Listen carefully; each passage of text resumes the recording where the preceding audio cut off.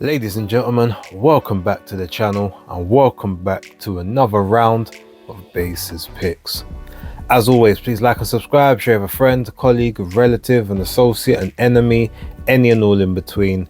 It's appreciated. This is going to be probably the shortest Bases Picks. There are, well, the shortest one that has actual fights to talk about.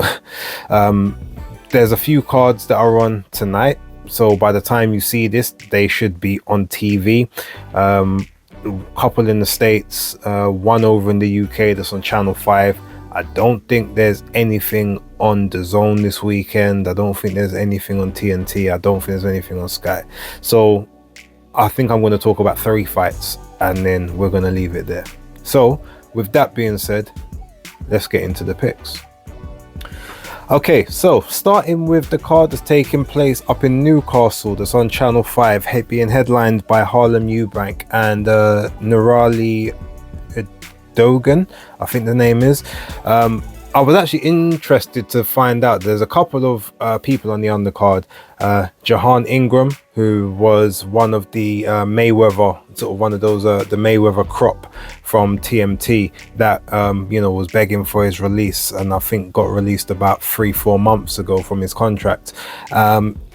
I don't know who I think he might have signed with Wasserman or someone like that, but he's on this card, surprisingly.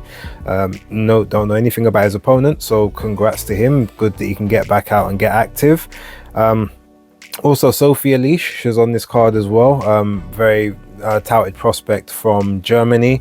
I think she's campaigning at featherweight at the minute.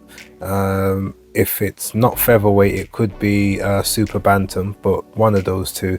So it'll be interesting to kind of see where she goes. But we're just going to talk about the main event, because outside of that, there's not many other names on the card that either I remember or care to kind of research.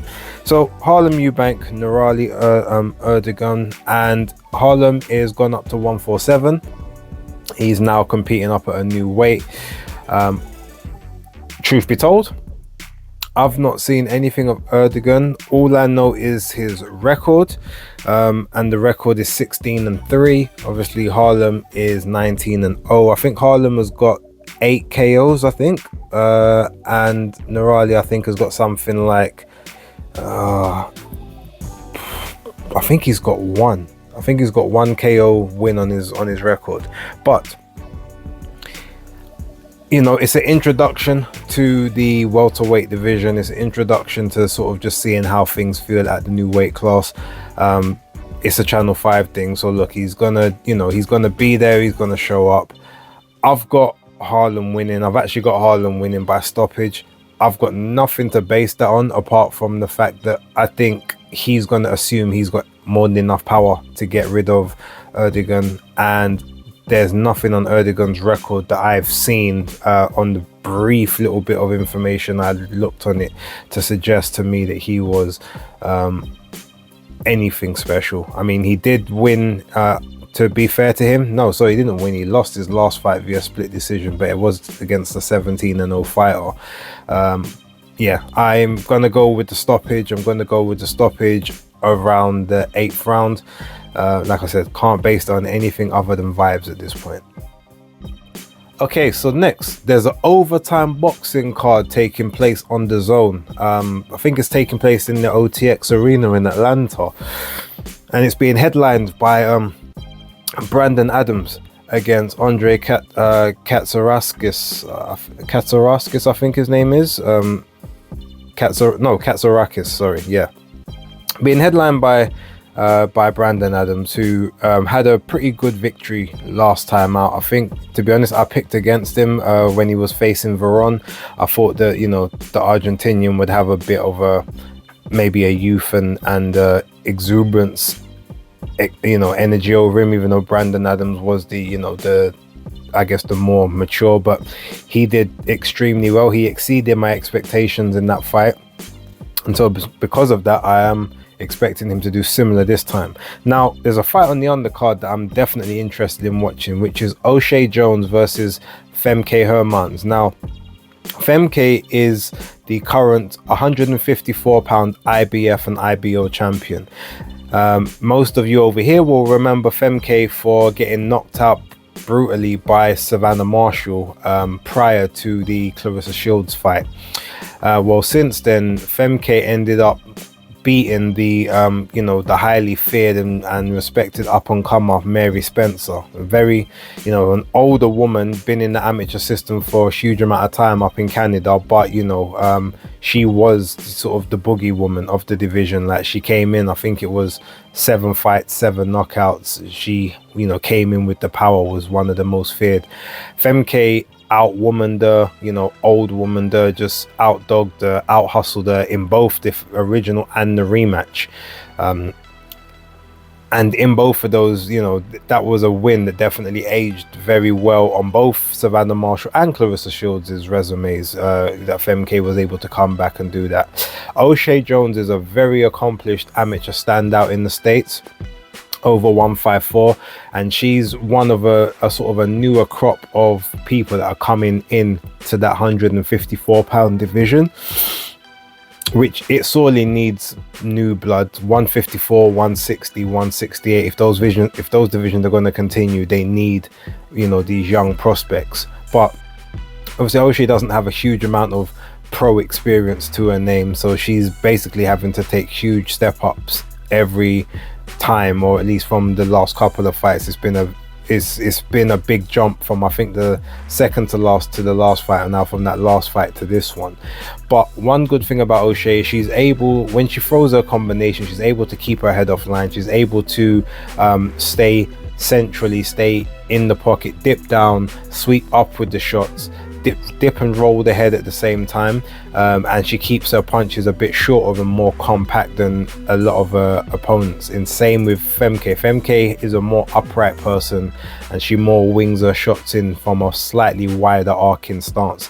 So this can obviously give O'Shea the opportunity to be able to get down the center and explode and trade those punches before Femke is able to reach the target.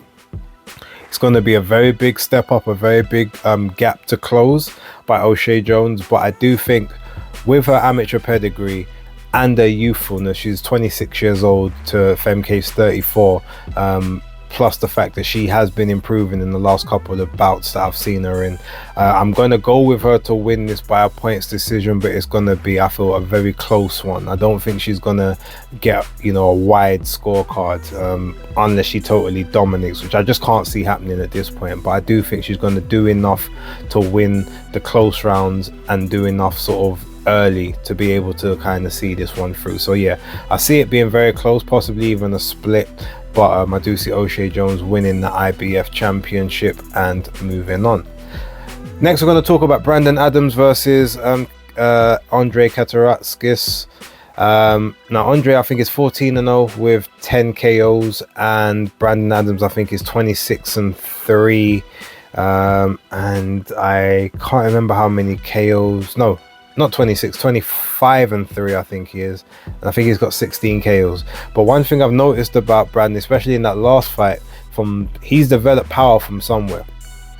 And I don't mean that to say like he was feather fisted before, but he was really sitting down on shots. Now maybe that's because he had someone in front of him he didn't respect, but I feel like he may respect Katsaraskis a little bit more than he respected Veron in his previous bout. Based on the experience levels and the fact that he has been in there with the much higher level of competition, I do think that he will be able to edge this one out. It's not going to be easy. It's definitely not going to be an easy task, but I think just his experience in it is going to get him to see this one through. So I predict that Brandon Adams is going to win this fight via a majority or unanimous decision, but I do think it will be on points. And yeah, I guess he soldiers on to the next test. That's all of the fights that I can remember that I have of interest to myself thus far. So if there's any in the comments before they come up, please put them down and I'll give you my quick prediction. But yeah, I think that's where I'm going to leave this one. Thank you guys very much for watching. I know it was short, but such is life. Don't forget to like, subscribe and share. I'll catch you on the next one, but until then, this is Basis Picks. Locked.